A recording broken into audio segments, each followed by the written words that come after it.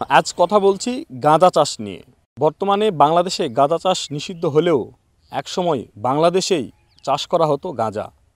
আর এই গাঁজা চাষের জন্য বিখ্যাত ছিল নওগাঁ জেলা। আজ আপনাদের জানাবো গাঁজা চাষের সেই ইতিহাস এবং কিভাবে বিলুপ্ত হলো এই গাঁজা চাষ। বিস্তারিত জানাতে সাথে আছি আমি রাকিব রায়হান। মানে একসময় নওগাঁর গাঁজার জন্যই বিখ্যাত ছিল, নওগাঁর পরিচিতি ছিল গাঁজা। তো গাঁজা হচ্ছে একটি খুবই মূল্যবান অর্থনৈতিক একটা ফসল, কিন্তু এইটা আমাদের নওগাঁতেই হতো বাংলাদেশের মধ্যে। নওগাঁ জেলা গাঁজার জন্য বিখ্যাত ছিল। এই ক্ষেত্রেই গাঁজার আবাদ আমরা করেছি, ৬-৭ মনকে গাঁজা আছে বিঘা হারে। এই নওগাঁ জেলার 3টি সার্কেলে গাঁজা চাষ হতো। একটা হচ্ছে ফতেপুর, একটা হচ্ছে কীর্তিপুর, আর একটা হচ্ছে গোবিন্দপুর।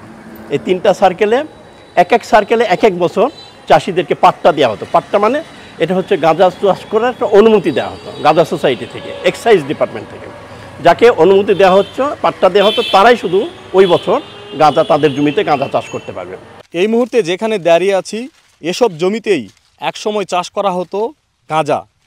যে সকল কৃষকেরা গাঁজা চাষের সাথে জড়িত ছিলেন তাদের কাছেই জেনে নিই কীভাবে তারা গাঁজা চাষ করতো। এই আমি যে জমিটা পটল আছে, এই জমিটা আগে গাঁজা চাষ করতাম। সুন্দর গাঁজা হতো। গাঁজা হওয়ার পর গাঁজাটা শুকানো হয়, শুকানোর পর ৬০ গাঁজাটা নিয়ে যায়। নিয়ে যাওয়ার পর সেই গাঁজাটা ৩,০০০ টাকা মন, ৬০ টাকা আমাকে দেয়। আগে গাঁজা চাষ করা হয়েছে সোসাইটি থেকে, মানে শেয়ার হোল্ডার যারা, তারা বিঘা প্রতি 3 কেজি, 3.5 কেজি, 4 কেজিকে বিচি দিত সোসাইটি থেকে, সরকার থেকে। এই বিচি নিয়ে আসে আমরা মানে ঠারে ফেলে পুল করে নিয়ে শুলি কাটে গাঁজা উৎপাদন করা হতো। ওই ঝাল বা মরিচের মতোই 1.5 হাত বা 1.5-2 হাত শুলি দিয়ে শুলি কাটে মাটি ভাঙে নিয়ে 1 ফিট পর পরে গাঁজা লাগানো হতো। গাঁজা চাষ হচ্ছে একটা উৎসব মুখর অবস্থা ছিল। যেদিন যে চাষির গাঁজা চারা রোপণ করা হতো জমিতে, সেই দিন ওই চাষির ঘরে একটা উৎসব হতো। নানা রকমের খাবার আয়োজন, মুখরোচক খাবার আয়োজন করা হতো, পিঠা, পায়েস, মাংস, নানা রকমের খাবার আয়োজন করা হতো এবং আত্মীয় স্বজনকে দাওয়াত দেওয়া হতো।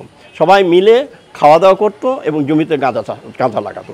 খুব থেকে গাঁজা একটা শুকানো যখন শেষ হয়ে যাবে তখন আমরা ওই গাঁজাটা ভাঙতাম, ভাঙে ওই বস্তা করা হতো, বস্তার মধ্যে গাঁজা উঠানো হতো। তখন ওই 20-25টা গরু গাড়ি আসতো, তখন ওরাতে আমরা লোড দিতাম গাঁজাগুলা।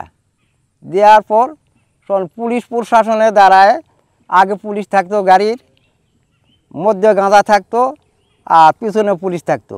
এই পুলিশ প্রশাসনের দ্বারা এই গাঁজাগুলাতে পুঁছতো।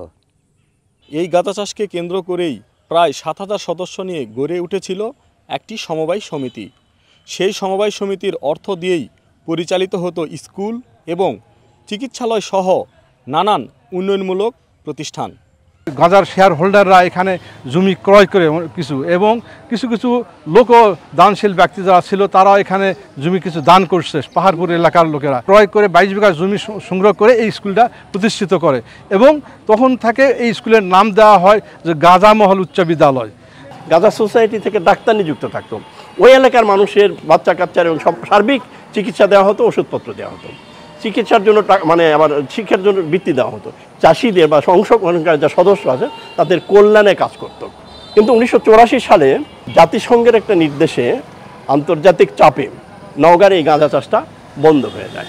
গাঁজা চাষ বন্ধ হয়ে গেলে কিন্তু এখানে একটা বিশাল সম্পত্তি রয়ে গেছে। গাঁজা চাষ মানে কত যে বাড়ি আছে, সম্পত্তি আছে, শুধু নওগাঁ না, এবং বাংলাদেশের ঢাকা সহ অন্যান্য জায়গায় আছে। আমরা শুনেছি লন্ডনেও নাকি গাঁজা সোসাইটির সম্পত্তি সেখানে রয়েছে। এই গাঁজা চাষের উপরে যে অর্থনৈতিক যে উন্নতি লাভ করত, সেই কারণে এখানে একটা বিরাট একটা সমবায় সমিতি গড়ে ওঠে। ধারণা করা হয় এটি হচ্ছে এশিয়ার মধ্যে সবচেয়ে বড় একটি সমবায় সমিতি। তারপর যে কোনো কারণে হোক 1989 সালে গাঁজা চাষ বন্ধ হয়ে যায়। এর পরিবর্তে যে সমস্ত গাছ বা যে সমস্ত চাষ করা যেতে পারে তার একটা সুষ্ঠু ব্যবস্থাপনা দরকার। এখানে তার গাঁজার সম্পত্তি, এত বেশি সম্পত্তি আছে যে আমরা নওগাঁর একটা নতুন করে উন্নয়নমূলক কাজে লাগাতে পারবো যদি আমরা এই গাঁজার জমিগুলোকে সুষ্ঠু ব্যবহার করতে পারি। বর্তমানে গাঁজা চাষ নিষিদ্ধ হলেও সে সময় গঠিত গাঁজা সমবায় সমিতির যে সকল সম্পদ ছিল সে সকল সম্পদের সুষ্ঠু ব্যবহার এবং অবৈধ দখলমুক্ত করার প্রত্যাশা সমবায় সদস্যদের। রাকিব রায়হান, বাংলাভিশন ডিজিটাল, নওগাঁ।